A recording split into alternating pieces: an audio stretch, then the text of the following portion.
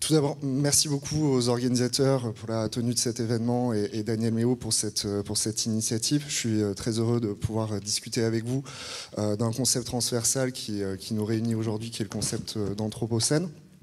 Je vais positionner un petit peu mon propos parce que je ne suis pas un doctorant en art, je suis un doctorant en sciences de l'information et de la communication avec une co-direction en sociologie des sciences.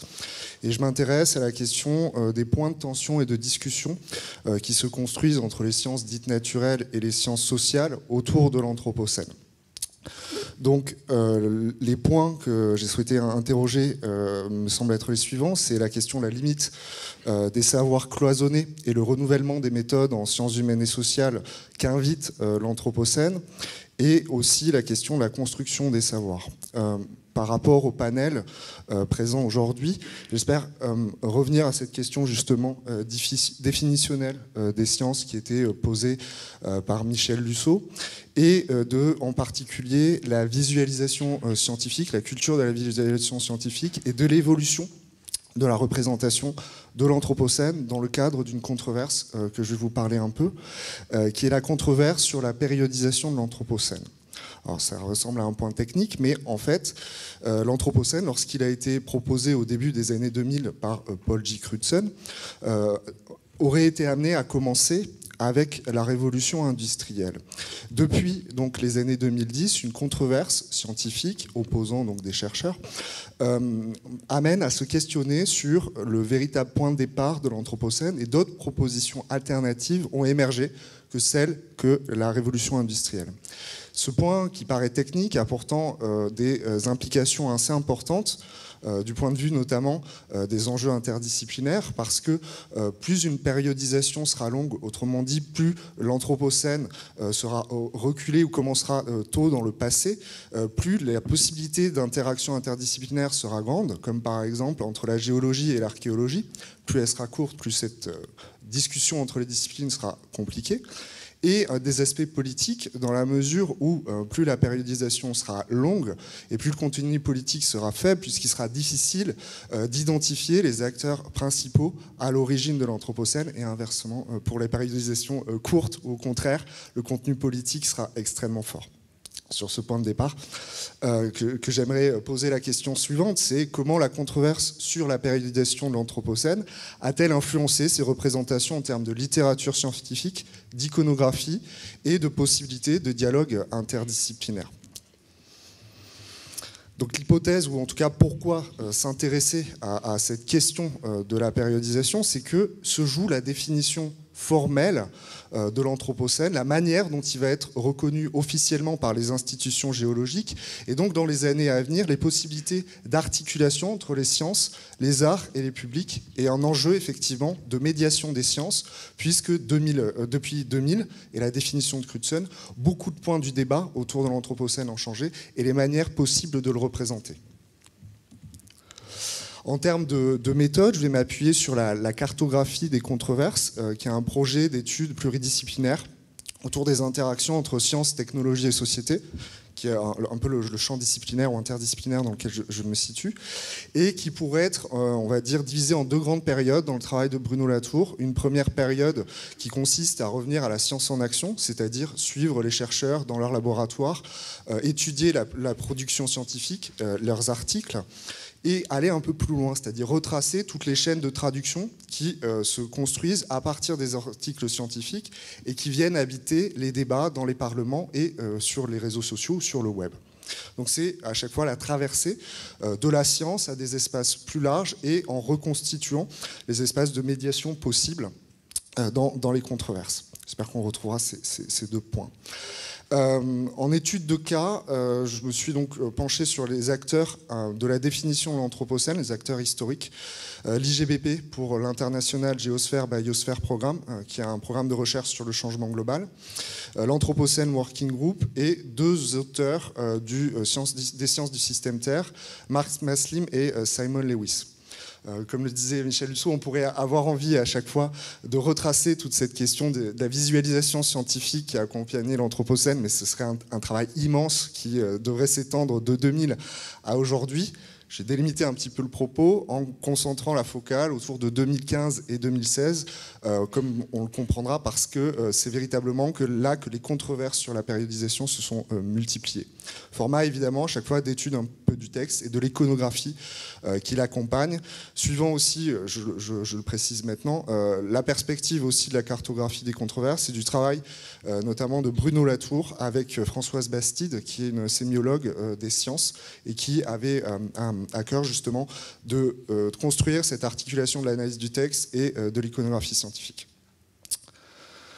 J'ai partagé le propos en plusieurs mouvements. Un premier mouvement où je vais procéder au rappel définitionnel de l'Anthropocène au sein de l'IGBP et de l'Anthropocène Working Group, pour ensuite aborder cette question de la controverse de la périodisation et des différentes représentations qui ont commencé à émerger à partir de cette controverse, pour ensuite commencer à discuter les enjeux de communication contemporaine, toujours en lien avec cette périodisation qui est en suspens.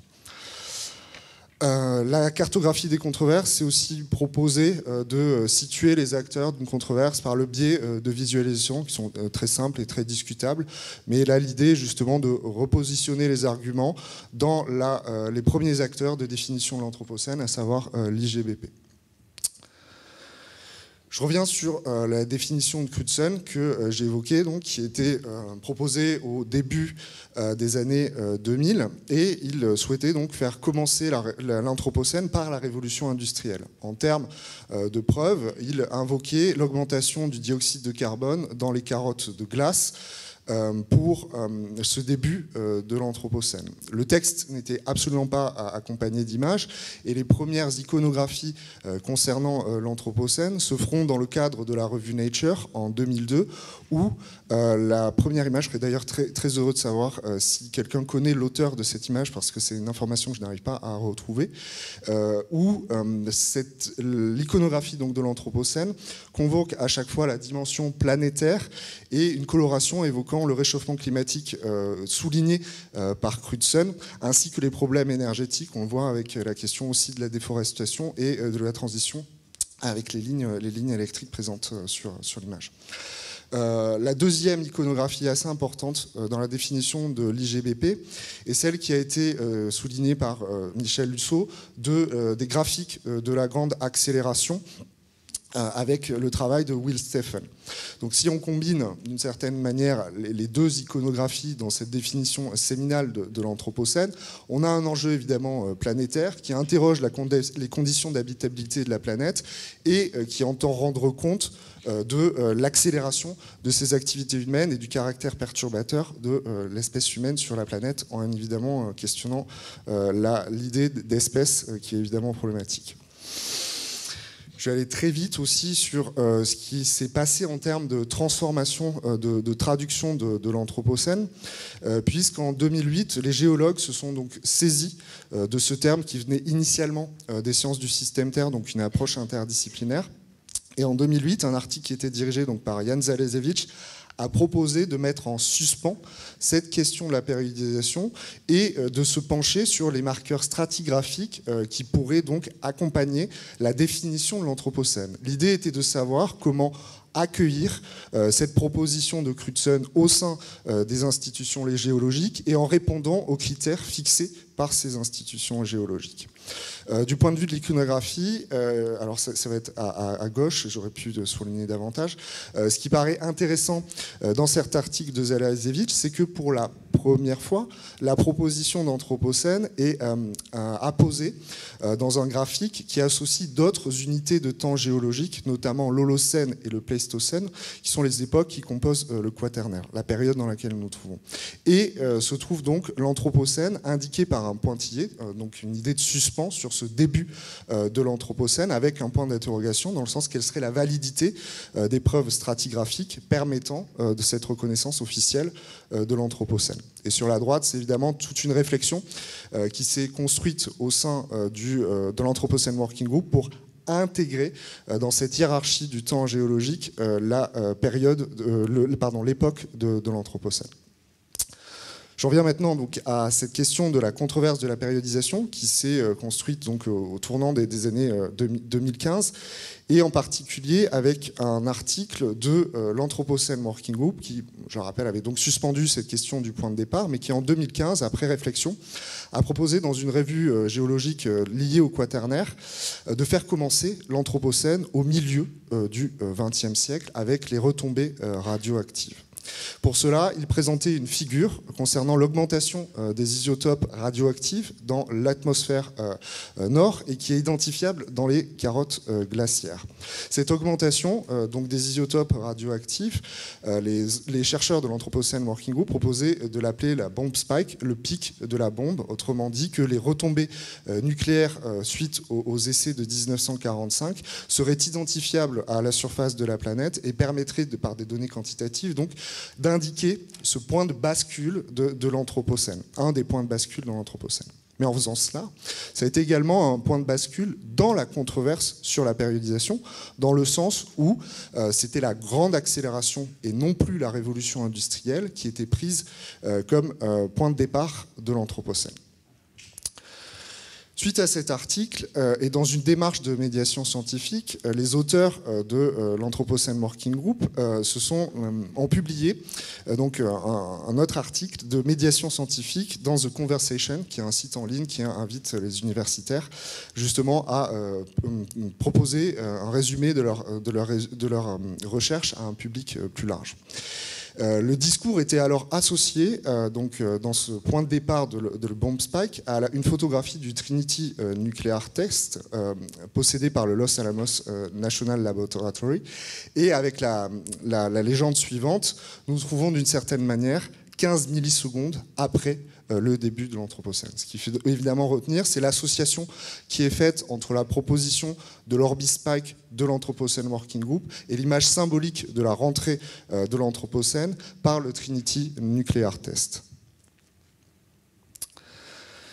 Je vais essayer d'instaurer dans cette controverse une temporalité parallèle, puisque exactement au même moment, les auteurs du Science du système Terre, Simon Lewis et Mark Maslim, allaient proposer donc une périodisation tout à fait différente de l'Anthropocène, avec l'idée qu'il aurait commencé en 1610 avec les conséquences de la colonisation du Nouveau Monde et l'échange colombien. L'échange colombien était entendu comme l'échange de faune et de flore entre l'Ancien Monde et le Nouveau Monde, en particulier par le biais des réseaux commerciaux, une idée qui a été avancée par Alfred Crosby au milieu des années 70. Et pour appuyer donc cette idée, les auteurs proposaient également une figure, toujours dans cet esprit de symétrie entre les réseaux de recherche, concernant la diminution du dioxyde de carbone et identifiable dans les carottes de glace, et ce qu'ils nommaient l'Orbispike, la collision entre l'Ancien Monde et le Nouveau Monde.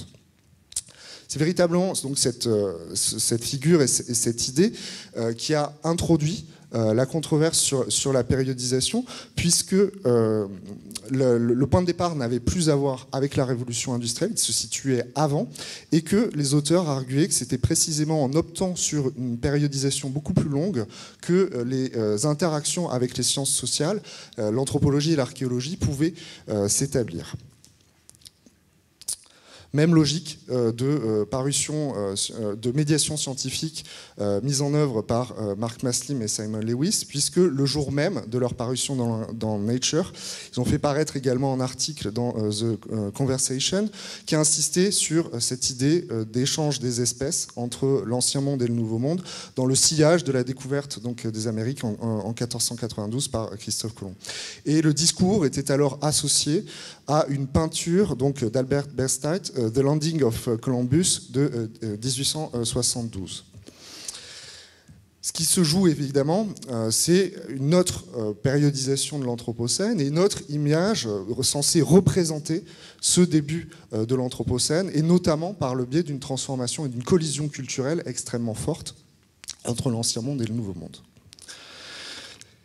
Ce qui amène à se poser donc un peu la question de la médiatisation de cette controverse et de l'aura qu'elle a pu avoir dans les médias, puisque cette hypothèse de l'Orbispike a été discutée rapidement dans le journal The Guardian en 2015, puisqu'il se penchait sur l'étude donc de Maslim et Lewis, et cette idée d'un point de départ autour de 1610, en associant donc en termes d'iconographie à ce débat une gravure de Galilée observant les lunes de Saturne.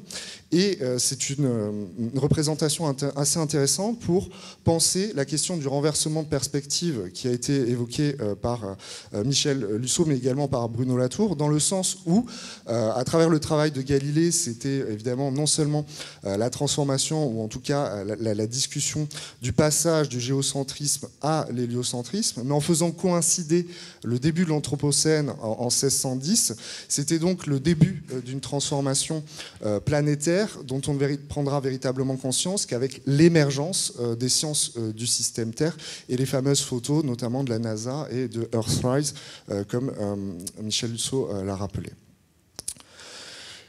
Cette controverse, elle a été d'une certaine manière fermée assez rapidement par l'Anthropocène Working Group, qui a fait paraître son consensus, également dans le Guardian, indiquant qu'il ferait commencer dans sa proposition formelle d'époque géologique, donc l'Anthropocène en 1950, avec les retombées radioactives. Donc ça a coupé court au débat sur les possibles points de départ alternatifs de l'Anthropocène. Ce qui a évidemment suscité une réaction assez forte de Maslim et d'autres auteurs, notamment d'un auteur de l'Anthropocène Working Group qui s'appelle Earl Ellis, qui est un archéologue et qui, donc avec Maslim, a publié un article dans The Conversation pour critiquer ce premier consensus de l'Anthropocène Working Group et de son manque de transparence, parce que l'Anthropocène Working Group, pour l'instant, n'a pas expliqué de quelle manière ses membres étaient recrutés, et donc cette question de la définition de l'Anthropocène est prise en charge par un groupe où le fonctionnement est un petit peu opaque. C'est ce que expliquaient Maslim et Ellis, et que cette périodisation de l'Anthropocène Working Group perturber évidemment les relations possibles avec les sciences humaines et sociales, et les auteurs allaient même jusqu'à appeler à la constitution d'un groupe alternatif, l'International Anthropocene Commission, qui intégrerait davantage des sciences humaines et sociales dans cette définition formelle de l'Anthropocène. Et depuis, le consensus a été renouvelé par l'Anthropocène Working Group et les critiques des mêmes auteurs renouvelées également, accompagnant à chaque fois cette iconographie ou cette réflexion de la dimension culturelle de l'Anthropocène, de l'écart et l'inégalité de responsabilité de contribution à l'Anthropocène dans ces débats. Ce qui semble donc ainsi surgir de cette controverse, c'est des imaginaires sous tension et des iconographies scientifiques sous tension, et plus particulièrement dans le cadre de l'Orbis Pike, puisque les auteurs sont extrêmement proches, on va dire en termes de propositions théoriques, d'un auteur issu des sciences humaines et sociales qui s'appelle Jason W. Moore, et qui est à l'origine d'un concept alternatif et critique de l'Anthropocène, le concept de Capitalocène. Le concept de Capitalocène est une critique de l'idée d'Anthropocène, dès lors qu'il serait entendu évidemment comme une humanité unique, responsable de cette transformation du changement global. C'est le premier point. Et surtout, Jason W. Moore propose, en termes d'études de ce changement global entrelacé entre les sciences du système Terre et les sciences humaines et sociales, de revenir très précisément à cette question de la colonisation du Nouveau Monde, de la naissance du capitalisme, et donc de retracer toute l'évolution de la modernité, à la fois avec le prisme donc, des sciences du système Terre et des sciences humaines et sociales.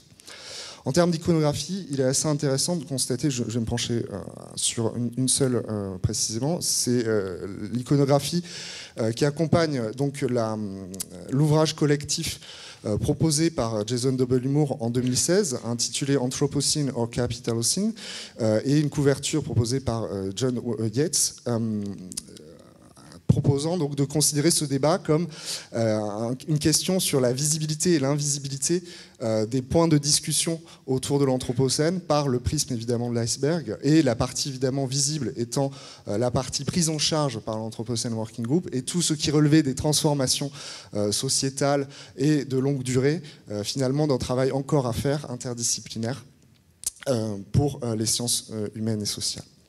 je suis entré dans une phase un petit peu de discussion sur l'analyse et l'étude de cas, puisque ce qui semble s'être joué à travers donc la proposition de l'Anthropocène Working Group et des retombées radioactives, c'est une forme de cloisonnement épistémologique, une concentration sur la question des critères stratigraphiques, dans la mesure où ce groupe a pour mandat de formaliser l'Anthropocène et sa reconnaissance donc, au sein de l'échelle des temps géologiques, mais avec une difficulté à aborder ces questions qui dépassent très largement la géologie et qui rentrent donc dans des considérations sur les relations entre sciences et société, qui posent la question donc, du cloisonnement axiologique choisi, ou en tout cas analysable dans le geste de l'Anthropocène Working Group, qui fait à chaque fois un pas de côté sur cette question, mais en choisissant les essais nucléaires, ce qui va évidemment une évolution de la technoscience très particulière qui serait à l'origine de l'Anthropocène et pas du tout évidemment l'humanité prise en tant qu'ensemble et de manière abstraite. À l'inverse, sur l'Orbispike, la proposition donc, de Maslim et Lewis semble ouvrir davantage à ces questions de débat interdisciplinaire. Il y aura ainsi un décloisonnement épistémologique à l'œuvre et une ouverture des débats entre sciences et société. Mais se pose la question, en fait, dans cette ouverture, des limites à la discussion de l'Anthropocène, puisque ça pose toujours cette question des données permettant d'appuyer cette discussion entre les scientifiques dans cette définition de l'Anthropocène. C'est pour ça qu'on pourrait aussi qualifier de zone de refuge, donc cette neutralisation de la dimension sociale de l'Anthropocène par l'Anthropocène Working Group, et en réalité donc une zone à risque dans la dimension peut-être de neutralisation de dimension scientifique de l'Orbispike par Simon Lewis et Mark Maslim. Pour terminer, donc c'est toute cette question de temporiser les récits de l'Anthropocène par rapport aux données scientifiques, permettant donc d'accompagner sa médiation scientifique, et qui semble donc cette controverse être un symptôme de la décorrélation entre l'Anthropocène et une approche systémique. Pour terminer ce propos et ne pas laisser penser que ce serait simplement la séparation du concept d'Anthropocène de l'IGBP, je signalerai évidemment que l'Anthropocène Working Group, tout au long de son travail, et même s'il était sous un mandat géologique, a entretenu des rapports assez forts avec la question évidemment artistique et de la diplomatie internationale, puisqu'ils ont fait paraître, notamment Jan Zalasiewicz, un article sur la question de la technique au sein donc, de l'Anthropocène et des questions d'interdisciplinarité plus largement depuis quelques années. Je pense que je vais m'arrêter là. Merci.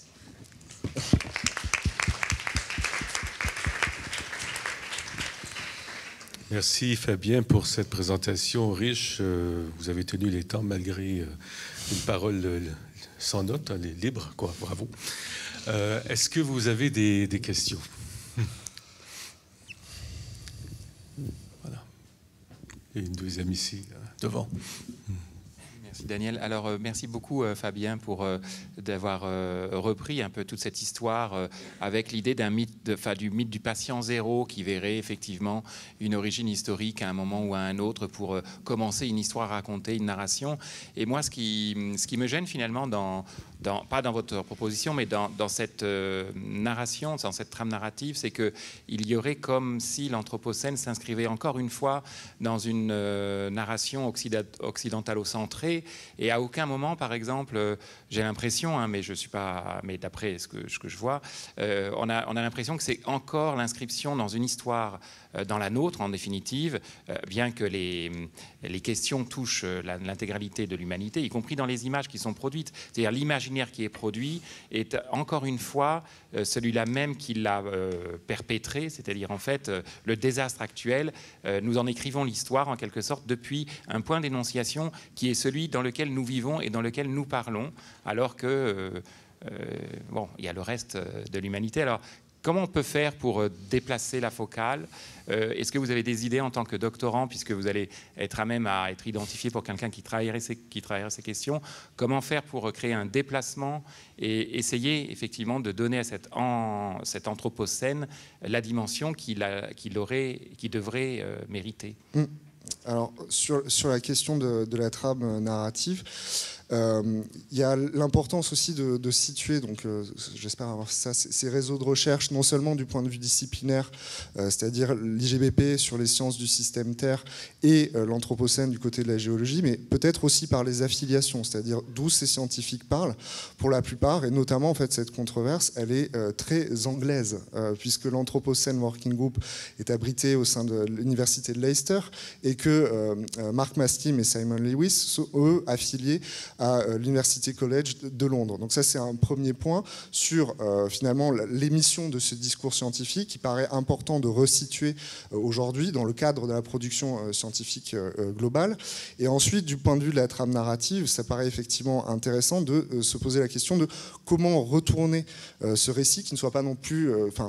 il y a des raisons que ce soit un récit culpabilisant ou difficile à gérer effectivement pour l'Occident dans ce retournement de perspective, dans le sens où à chaque fois c'est la prise de vue de Christophe Colomb arrivant sur ces plages et en n'ayant pas en réalité les récits possibles par exemple des Amérindiens de cette expérience-là, et qu'à chaque fois l'iconographie qui accompagne donc cette question narrative est celle effectivement de la culture scientifique occidentale. Et sur la question des possibilités de faire varier le récit, il semble intéressant dans les propositions alternatives de l'Anthropocène autour de l'Orbispac de réfléchir à ce qui pourrait être ces collisions de monde culturel, et je suppose qu'il y aurait plein de manières de le faire à travers soit la littérature, soit l'art, et c'était aussi dans cet esprit-là donc j'espérais mettre en lumière cette idée d'horizons de communication différents en fonction de la périodisation et du choix des scientifiques, mais qui restent évidemment des choix discutables sur leurs propres données. De ces choix, par exemple, sur l'Orbispac, il y a peu de données en fait, concernant ce choix, et de la même manière concernant l'Anthropocène Working Group. Donc c'est interroger cette écriture de la science qui me semble un des angles intéressants. Et les travaux de Christophe Bonneuil, Jean-Baptiste Fressos sont des travaux qui se rangent plutôt derrière... où est-ce que vous les rangez dans votre typologie? Oui, ça paraît très important, les travaux en sciences humaines et sociales de Christophe Bonneuil et de Jean-Baptiste Fressos, et surtout que en fait, l'ouvrage, c'est important de le rappeler, en fait, daté de 2013. Et donc, s'il y a, à mon avis, des éléments et des compléments à construire sur l'approche, c'est-à-dire que retracer cette idée de l'Anthropocène du point de vue de l'histoire énergétique, comme ils ont pu le faire, avec des propositions alternatives comme l'Anglocène, avec donc des critiques de la révolution industrielle, ça paraît très intéressant. Mais comme l'ouvrage est de 2013, il me semble que les pistes aujourd'hui pour des sciences humaines et sociales, ce serait de revenir en fait aujourd'hui à la définition scientifique de l'Anthropocène. J'ai entendu tout à fait l'argument de Michel Lusseau qui disait qu'il y a ce risque d'une définition hégémonique classique. C'est évidemment jamais ce qui va se produire. Je pense que les artistes ou les personnes en sciences sociales auront la capacité de construire un récit, mais c'est toujours le jeu qui se construit avec cette communication autour de l'Anthropocène et des scientifiques prenant la parole sur ce point de départ qui pose problème. Et le prisme serait justement de revenir à ces réseaux de recherche, en fait, de retracer cette science en action, puisque l'Anthropocène reste toujours une époque informelle, cette science en action de l'Anthropocène aujourd'hui.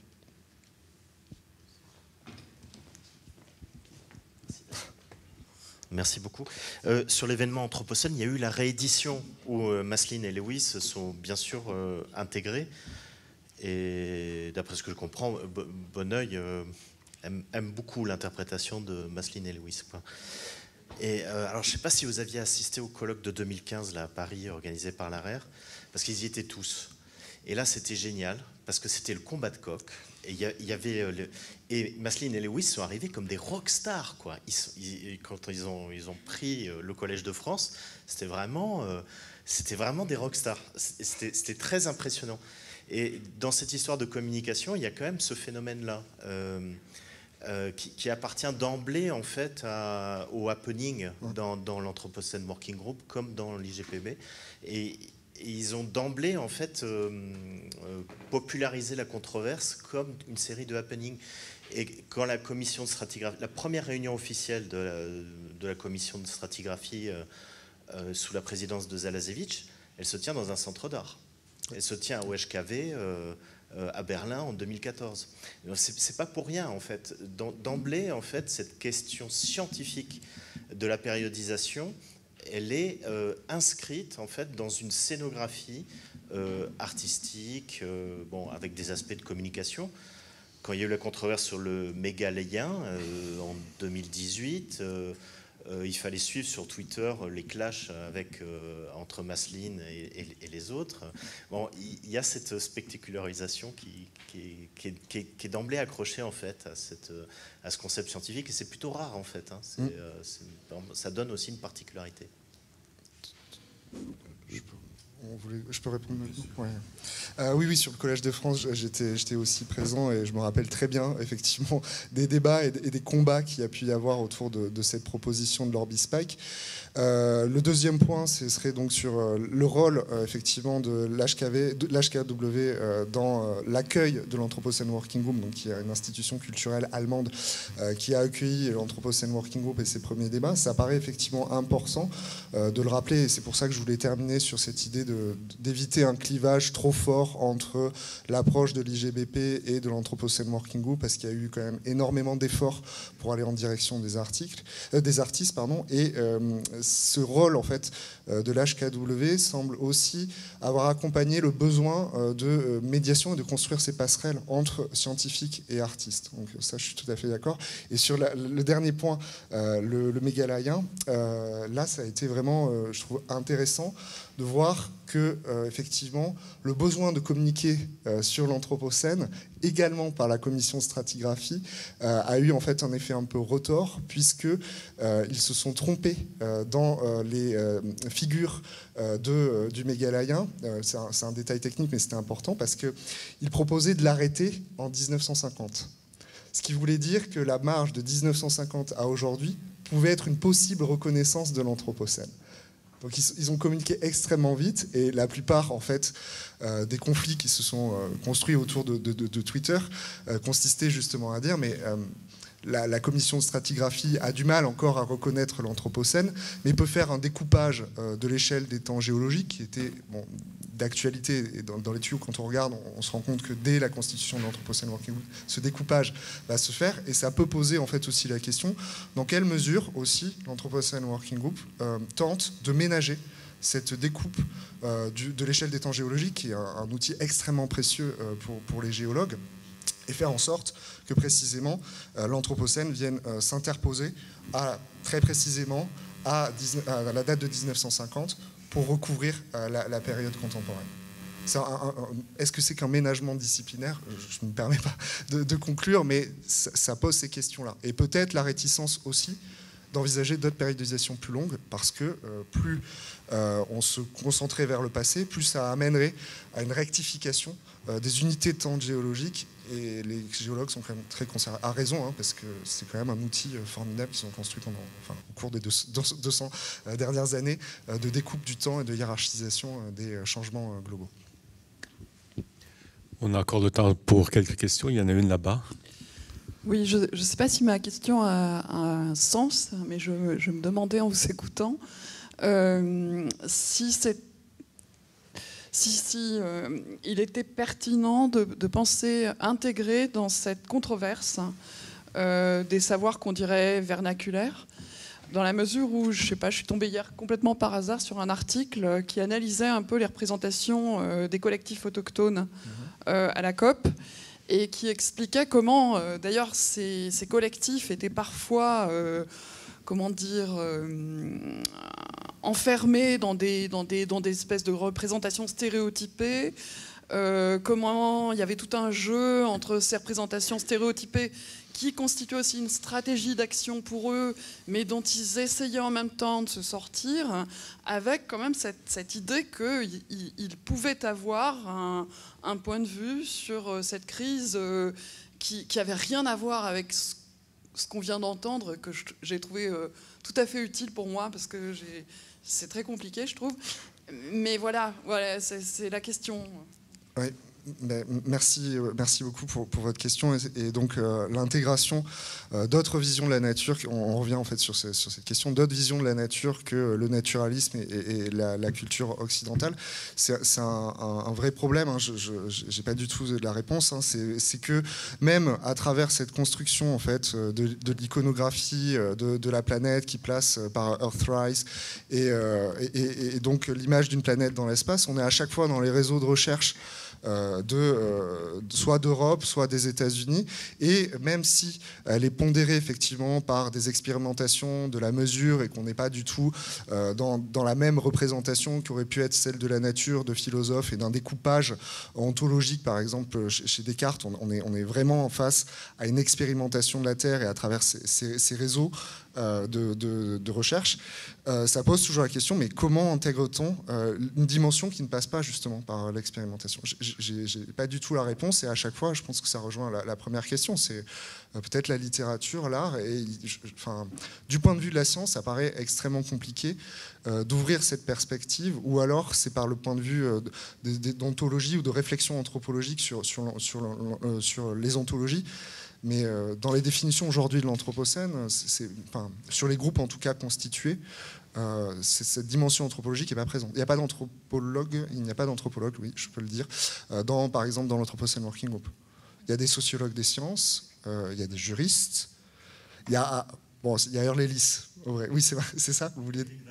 Oui, il y a Genval. Ouais. C'est vrai. Mais, ouais. Ça pose la question, on parle d'Anthropocène et où sont les anthropologues? D'où aussi le fait qu'il y ait d'autres personnes qui aient alimenté la controverse, notamment Neil Castré, qui est un anthropologue, qui justement avait des positions assez proches de Earle-Ellis et de Simon Lewis, dans cette idée de comment construit-on un récit de l'Anthropocène qui intègre un renversement de perspective et qui ne soit pas entièrement dépendante. Donc cette perspective, sans doute, des sciences du système Terre, ou en resituant, je pense, cette perspective. Voilà. Bonjour, j'aurais juste une courte question potentiellement très cynique. Vous avez parlé de culpabilité. Est-ce que vous avez constaté une instrumentalisation politique de cette culpabilité qu'engendrerait l'Anthropocène? Merci. Et j'ai parlé trop vite. Merci beaucoup pour votre question. Non, c'est très difficile parce que j'aurais dû dire responsabilité. Et même responsabilité, ça pose évidemment beaucoup de questions. Instrumentation, je ne sais pas. Je vais essayer de répondre aussi un peu par la provocation parce que votre question est un peu. Je suis étonné aussi de voir que quand les géographes se saisissent de la question de l'Anthropocène et que l'Anthropocène commence en Angleterre avec la révolution industrielle, rapidement le point de départ change. C'est une forme de provocation, mais on peut quand même se demander de quelle manière le point de départ de l'Anthropocène amène à identifier des acteurs. Et ce qui me semble aussi délicat, mais c'est pas une critique, je veux pas que mon propos soit entièrement perçu comme une critique de l'Anthropocène Working Group, hein, mais il y a quand même une tension forte à choisir cette périodisation extrêmement courte et les essais nucléaires et finalement une histoire où on a suffisamment d'éléments pour montrer que c'est un groupe de scientifiques travaillant pour le gouvernement qui serait à l'origine de l'Anthropocène. Ça fait réfléchir évidemment à des dimensions sociales très importantes, et là encore qui en prend en charge dans ces groupes constitués. Peut-être sur ces questions-là et de l'Anthropocène Working Group, il faut que je pondère parce qu'il y a quand même beaucoup de sociologues des sciences, mais pour l'instant, ça ne transparaît pas nécessairement sur les articles de l'Anthropocène Working Group, mais si je peux être contredit, je serai contredit. Je vous contredirai pas, mais justement, est-ce que les dernières pistes sur le néolithique ne sont pas une manière d'acheter la paix. Alors effectivement, en étant encore plus long que les temps longs déjà de l'Orbis Pike, mais est-ce que justement, on pourrait voir avec ce recours au néolithique une possibilité de se dégager peut-être de l'emprise politique qu'il peut y avoir sur toutes ces controverses et de retourner à un fait plus scientifique, entre guillemets, qui serait davantage pacifié dans le rapport justement à des décloisonnements disciplinaires. Tout à fait. Et la proposition en fait, du néolithique, elle semblait justement permettre cette articulation entre les disciplines, géologie, archéologie, et ne pas faire en sorte que l'Anthropocène tombe du ciel, dans le sens où il y avait suffisamment de données concernant l'anthropisation. Et c'est vrai que ça permettrait, en tout cas, de graduer cette question de l'importance ou de la responsabilité politique. Déculpabiliser, c'est vrai aussi. Et encore une fois... elle a été rapidement évacuée, cette périodisation du néolithique, et par Crutzen lui-même, à partir de 2007, où donc l'hypothèse de Ruddiman, c'est-à-dire qu'à travers la domestication des plantes, la composition chimique de l'atmosphère, et notamment c'est stabilisé, enfin, bon, je vais très vite, ça a été refusé par Crutzen. Et encore une fois, donc en proposant la révolution industrielle... Mais ça revient, dans les dernières publications de 2021, le néolithique revient. Crutzen commence à toute façon perdre la main. Hein. Totalement. Donc son avis à la rigueur maintenant. Oui. Ce qui fait autorité, en tout cas sur la reconnaissance géologique, ça reste l'Anthropocène Working Group, donc depuis vraiment 2009. Mais justement, ce qui est intéressant, c'est de voir comment, après Crutzen, des scientifiques des sciences du système Terre ont continué à s'intéresser à une approche plus systémique. Et en fait, ça peut être une répartition des tâches, hein, c'est-à-dire que je ne veux pas donner l'impression d'une controverse qui soit nécessairement en conflit, où il y aurait vainqueur et vaincu. C'est pas du tout le cas. C'est-à-dire que si on est vraiment sur une répartition des tâches et de méthodologies tout à fait différentes, dans le sens où ce que souhaitent observer véritablement les géologues, c'est la possibilité d'un marqueur stratigraphique, donc vraiment la séparation de strates. Pour les sciences du système Terre, le fait que l'on vive dans un nouvel état de la planète qu'on pourrait appeler Anthropocène sans cette dimension géologique, c'est acté. Et c'était acté, c'était même la proposition initiale de Crutzen et Stephen.